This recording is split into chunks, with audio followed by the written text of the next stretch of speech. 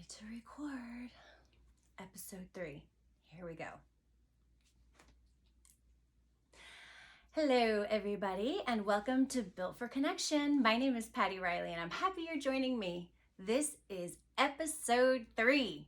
I made it to my 3rd episode, and I just want to thank all of you so much for watching and or listening, or both, to my episode yesterday, The Curious Case of the Cat Sweater, and my story about Jean Bice, one of my mentors and best friends for years on QVC.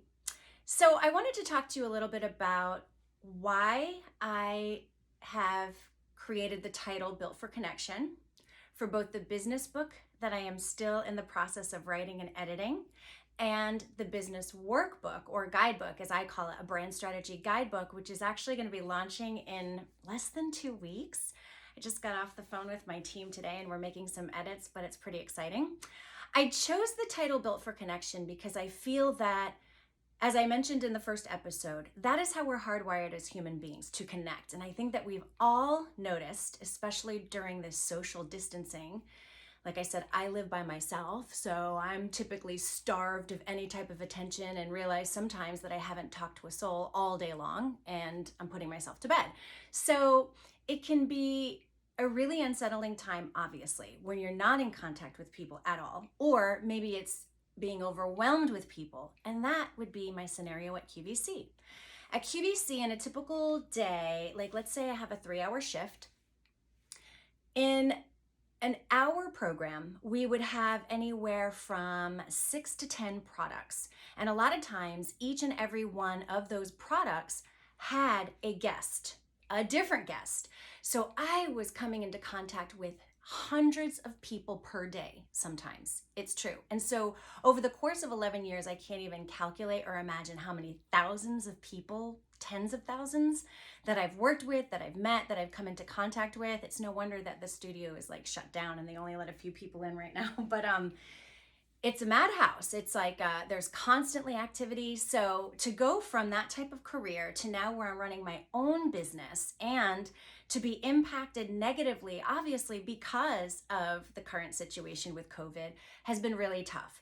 So I felt like Built for Connection was a strong title because it implies that it works for personal life, and it's obviously valuable for all of our relationships. Every relationship that you have, it's built on that connection. And most of the times it's built on trust, right? Or not. And the same thing applies to business, because when I was talking in the first episode about brands that you're loyal to, and even now if you were thinking about some of the brands that you've used just today, you might be thinking, gosh, I don't even know why I'm really loyal to them. Like, I grew up with them, I guess. Maybe is that it? Or I've tried the others. This one just stood out.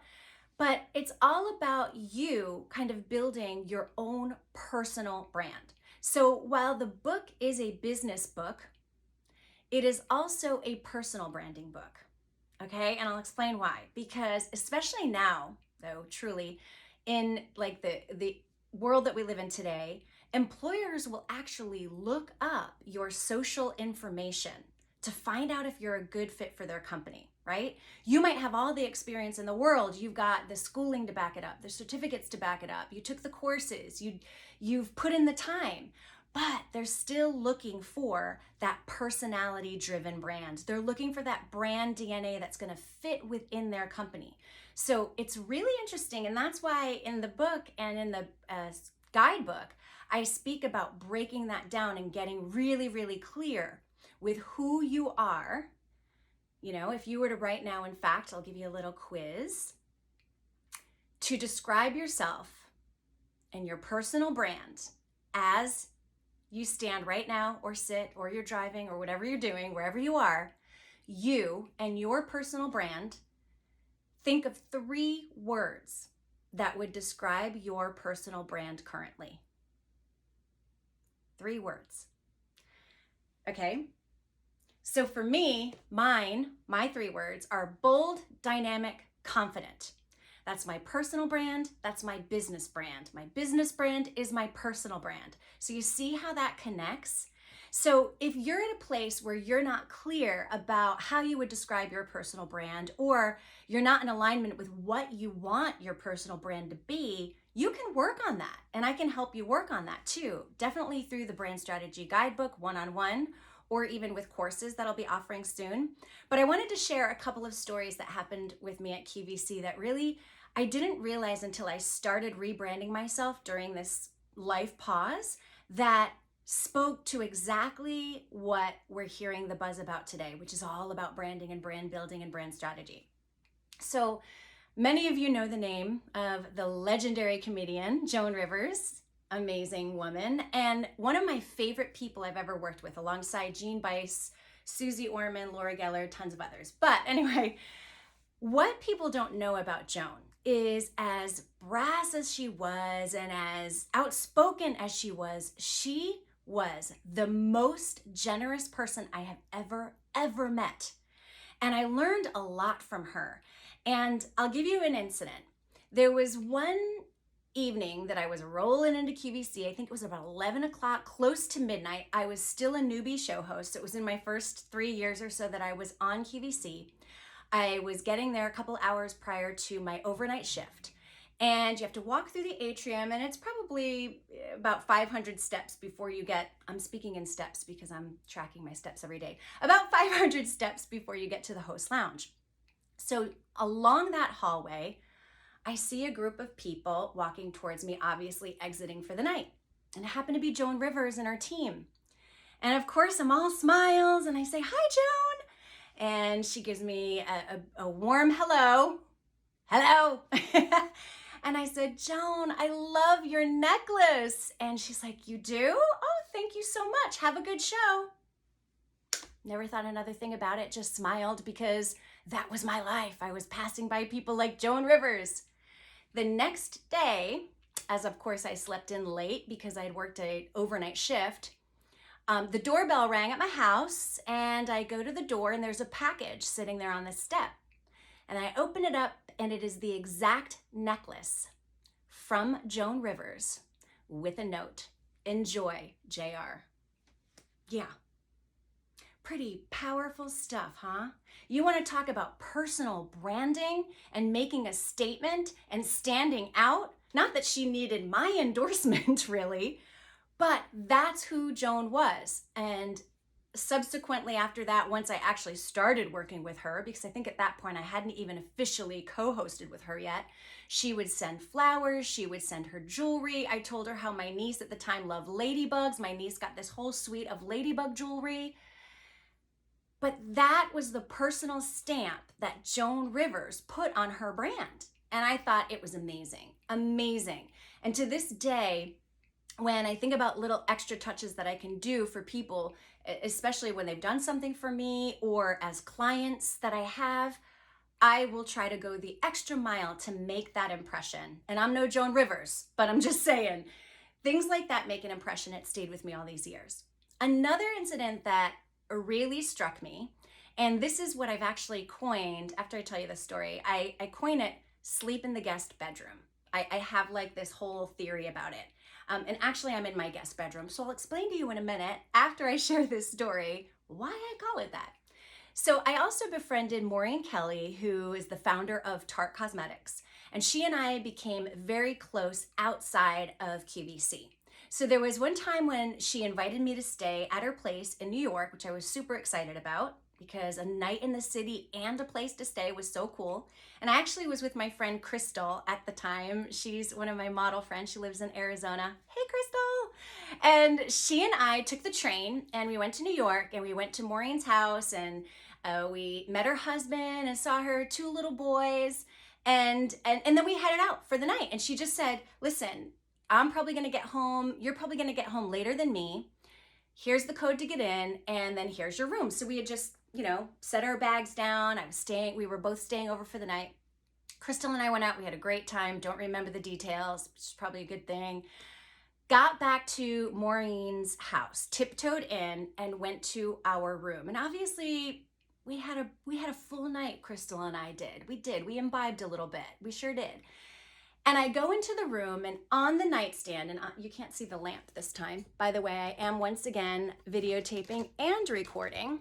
There's the lamp. On the nightstand, there were 2 bottles, big 32-ounce bottles of water, a note taped on each that said good night, and then the other one sweet dreams, and then 2 Advil in front of each bottle.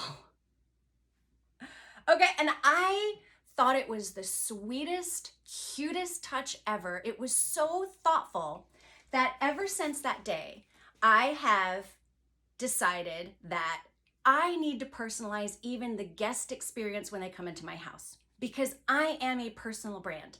As much as I'm a business and have a business, when you come stay here, this says something about who I am at my house. So, for example, I have a visitor coming next week, happens to be Desiree. I have a little dop kit that I leave. Thanks to all my travels, I've been able to collect, and that's just me unzipping it, to collect all these little things that I get. There's an eye mask inside, there's a freshly wrapped bar soap, there's a toothbrush, there are socks, and then of course, there is the Wi-Fi code and password. Now, I tell you this because when I was living in Pennsylvania in Westchester as a host, and this was before the Maureen Kelly experience, the Maureen Kelly experience, I was having my master bathroom redone. And so I actually had to sleep in my guest bedroom. Now, I thought my house was so super cute. I had a hand-painted headboard and a nightstand from Valerie Parhill collection in the guest bedroom, and I loved it. It was super quaint. I had a Pottery Barn quilt, and everything was matching, and I was just like, oh, I can't wait till I have my first guest. Well, I ended up being the first guest, and guess what happened? I was like, where's the outlets? There's no outlets. Why can't I find this lamp is too far away. Nothing was accessible, and I was so grateful that I was the first person to sleep in that guest bedroom, because I wouldn't want that to be somebody's frustrating experience. You following me? Yeah. So I don't know if you have a guest bedroom. I don't know if you've ever slept in your guest bedroom, but I'm pretty sure you've either stayed at a hotel or you've stayed at somebody else's house where you can definitely relate to what I'm talking about. Where you were like, where is my cord won't reach. I can't plug that in. Where's the light? How do you turn the fan on?